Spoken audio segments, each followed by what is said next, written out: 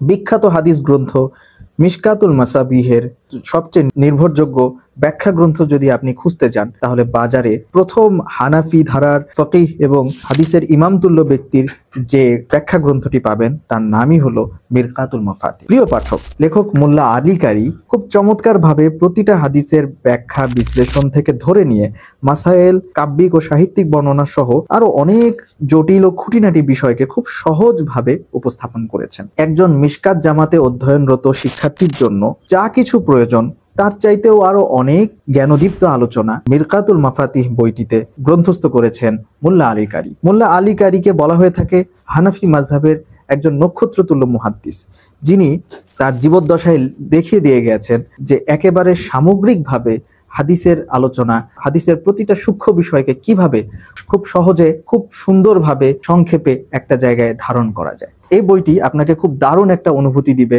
তো প্রিয় পাঠক, আপনি যদি মিশকাত জামাতের একজন ছাত্র হয়ে থাকেন, তাহলে এখনই সংগ্রহ করে ফেলুন মাকতাবাতুল আমজাদ প্রকাশনী থেকে প্রকাশিত মিরকাতুল মাফাতিহ বইটি।